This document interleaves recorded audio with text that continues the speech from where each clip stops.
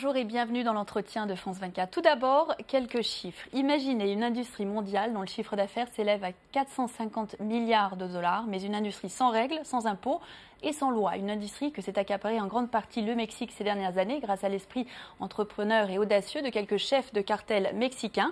Des cartels devenus tellement riches et puissants que leur argent infiltrerait 81% de l'économie mexicaine. Eh bien, aujourd'hui, j'ai le plaisir de recevoir une journaliste qui s'est penchée justement sur cette question de ce que vous appelez, Babette Stern, l'irrésistible ascension des mafias mexicaines. On connaît l'histoire des cartels colombiens, on a un peu grandi avec, ça a été dans l'actualité depuis toujours. Le Mexique, c'est vraiment un problème d'une ampleur énorme aujourd'hui. Racontez-nous un petit peu ce qui s'est passé. Mais vous le dites, on a tous en esprit Pablo Escobar, les cartels colombiens, Medellín, Cali. Bon, ça c'était dans les années 90. Lorsque les Américains ont décidé avec le gouvernement colombien de déclarer la guerre aux cartels colombiens, les Mexicains travaillaient déjà avec les cartels colombiens. Il faut savoir que la coca, la feuille de coca, ne pousse que dans les pays andins, c'est-à-dire Colombie, Pérou, Bolivie, pas ailleurs. Mais le marché est aux États-Unis, donc il fallait trouver des routes et des sous-traitants, si on peut dire, pour faire passer la coca de la Colombie aux États-Unis. Et tout était en place au Mexique. Et tout était en place parce que depuis toujours, si on peut dire, c'était depuis les années 20, les Mexicains, puisqu'ils ont cette frontière, dès qu'il y a une frontière, et en plus quand il y a la prohibition, évidemment, il y a de la contrebande. Donc les Mexicains avaient bien l'habitude, à l'époque c'était du whisky ou des voitures volées, ou des choses comme ça, dans les années 20-30, de faire de la contrebande avec les États-Unis. Et peu à peu, donc on pourrait dire l'infrastructure était en place, il a suffi de changer les produits qu'on faisait passer. Et ce qui est remarquable, j'ai cité quelques chiffres par rapport à ce que ça rapporte, mais on pourrait aussi en citer par rapport à ce que ça coûte humainement. C'est la violence de ces cartels, de ce trafic au Mexique. Alors la violence, il y a une spirale de la violence qui a commencé, disons, en 2007-2008. Enfin, disons, en 2007, surtout lorsque un certain cartel du Golfe a commencé à paramilitariser le cartel, c'est-à-dire à faire appel à des troupes d'élite pour se protéger et pour lutter contre ses concurrents. Ces troupes d'élite ont été formées par le GIGN, par les Israéliens, par la CIA. Donc c'est des hommes, sortes de robots, qui se sont mis non pas au service du pays, comme c'était, puisque c'était des soldats, mais grâce au pouvoir de l'argent des cartels, se sont mis au service du cartel. À partir de ce moment-là, la violence s'est totalement libérée. Notamment à la faveur de la déclaration de guerre aussi du président mexicain au cartel mexicain. Et donc il s'agit presque d'une espèce de guerre qui s'empare du Mexique. Ah, c'est une guerre presque une guerre civile, puisqu'il y a les militaires. Bon, le président Calderón n'a pas fait appel aux policiers, parce que 60% de son propre aveu, 60% de la police est corrompue. Donc c'est un peu délicat pourtant ça devrait être son métier, mais une fois de plus la puissance de feu financière des cartels mexicains est tellement énorme que peu de gens y résistent. Donc il a fait appel à l'armée.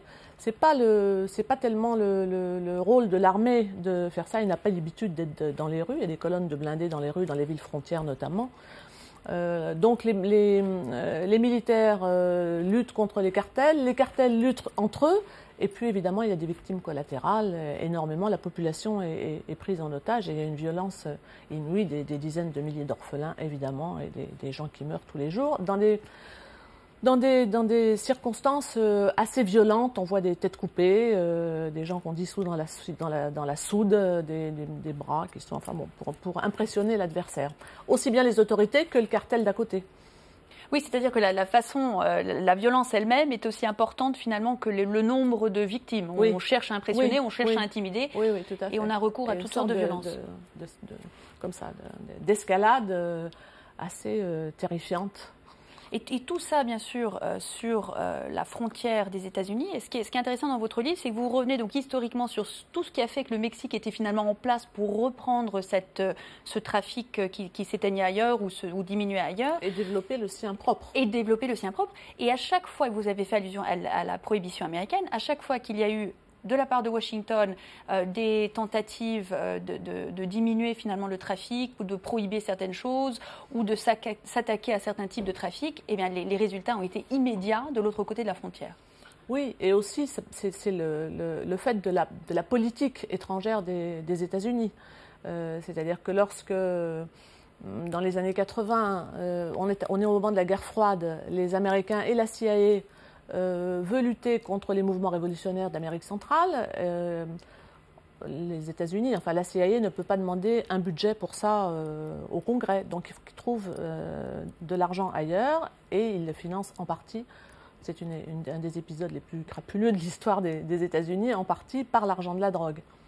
Et vous décrivez aussi très bien le fait que dès qu'un des cartels est mis de côté ou démantelé, il y a tout de suite un autre pour reprendre la place. Bien sûr. Et finalement, le vrai problème, c'est cette politique qui cherche à lutter contre la drogue plutôt que d'essayer de la dépénaliser. Dépénaliser, ça peut être compliqué. En tout cas, ce qu'on voit, c'est que la stratégie qui est menée jusqu'à présent, elle est mauvaise. Puisque d'un côté, il y a un afflux d'argent auquel personne ne résiste. Les Américains, enfin en tout cas, la lutte contre la drogue ne pourra pas être gagnée sans la coopération totale des Américains. Et notamment, s'il y a cette violence-là, c'est parce que les trafiquants de drogue sont armés jusqu'aux dents, avec des armes lourdes. Pas uniquement le petit revolver du coin, le Kalachnikov, ça c'est du tout venant, si on peut dire, mais il y a des grenades à fragmentation, des lance-roquettes, enfin toutes ces armes viennent des États-Unis. Donc déjà, ce serait peut-être judicieux, ce serait un pas en tout cas que les États-Unis aient une attitude un petit peu plus ferme vis-à-vis des ventes d'armes. Ça pourrait peut-être être un premier pas. Ensuite, s'attaquer plutôt à la demande plutôt qu'à l'offre. Les Américains, jusqu'à présent, ils s'attaquent à l'offre, c'est-à-dire ils tapent sur les cartels, ils ont tapé sur les cartels colombiens, et c'est plutôt cette stratégie qui est mise en œuvre. On voit que ça ne fonctionne pas. Donc, en effet, la demande, ce serait peut-être, beaucoup de gens en parlent, au Mexique, de légaliser, beaucoup parlent de la légalisation de la marijuana. Ça, c'est une chose. En effet, dès qu'il y a légalisation, évidemment, ça enlève du chiffre d'affaires aux cartels. Et peut-être décriminalisation pour les autres drogues. Décriminalisation, ça veut dire que celui qui consomme n'est plus considéré comme un criminel, mais comme un malade. Donc, du coup, la vision peut être un petit peu changée. Évidemment, tout ça ne peut être... si le Mexique prenait une telle décision, mais il va falloir des années pour qu'on le prenne. Ça ne servira à rien si aux États-Unis, les mêmes mesures n'étaient pas prises. Et on voit que même en Californie, même pour la légalisation de la marijuana, on n'a pas réussi à faire passer la loi. On a vu récemment cette caravane de la paix traverser le Mexique et notamment se diriger justement vers la frontière américaine. On sent bien que c'est un message que portent les Mexicains aux États-Unis autant qu'au président Calderón. Vous qui passez beaucoup de temps au Mexique, est-ce que vous sentez vraiment un espèce de ras-le-bol au sein de la population mexicaine? Est-ce que les gens en ont marre finalement? Il y a une exaspération et puis une peur, une violence.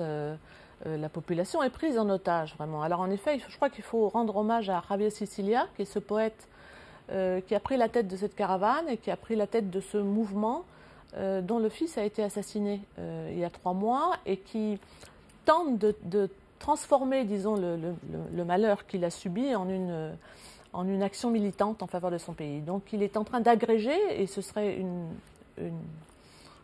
presque une première, d'agréger un mouvement de la société civile contre la violence en demandant justement aux politiques de changer la manière de lutter contre le trafic de drogue. Il faudra également du temps, mais il y a des élections en 2012. Donc si le mouvement est suffisamment, rassemble suffisamment de gens, ça peut-être peser sur les élections. Et là, les politiques ne pourront pas faire autrement que d'entendre. Et alors peut-être y a-t-il un peu d'espoir au niveau des politiques. On a eu cette commission mondiale sur la politique des drogues qui rassemble notamment plusieurs chefs d'État ou anciens chefs d'État sud-américains se prononcer contre la lutte contre la drogue et en faveur d'un changement justement de cette politique-là. On a vu le président colombien Juan Manuel Santos se déclarer ouvert à un changement éventuel. Peut-être qu'il y a une prise de conscience, peut-être que tout doucement, on commence à se rendre compte du fait qu'il va falloir faire les choses autrement. Oui, s'il y a des voix qui portent justement d'anciens présidents de la République, qui sont des gens dont la voix porte, plus un mouvement de société civile à l'intérieur du Mexique, peut-être que voilà, c'est en effet un espoir. Si tout le monde pousse dans le même sens, et quand même l'analyse est à peu près la même pour tout le monde, c'est que la stratégie qui est menée là, et la militarisation, la répression, ça ne fonctionne pas. Il faudrait peut-être aussi, j'ajoute ça, il y a un aspect des choses qui a été totalement oublié jusqu'à présent. On envoie donc les militaires contre les trafiquants, mais personne ne s'attaque au flux financier. Donc ça pourrait peut-être, enfin on dit toujours hein, quand on frappe au portefeuille, donc ce serait peut-être une bonne chose aussi qu'on commence à voir comment, parce que cet argent il circule, il existe. Le chiffre est remarquable, 81% de l'argent mexicain. Alors c'est pas de l'argent qui circule au Mexique. Oui, c'est pas l'économie qui représente, enfin l'argent de la drogue ne représente pas 80% de l'économie mexicaine, mais c'est infiltré, disons qu'elle est dans le tissu économique à 80%. Donc, déjà, voir comment s'attaquer, d'ailleurs, dès qu'il y a des grands criminels, on le voit avec Ben Laden, on le voit avec Al-Qaïda, on essaye de couper les flux financiers, d'essayer de démanteler les réseaux financiers. Donc, ce serait également sans doute une bonne piste à suivre.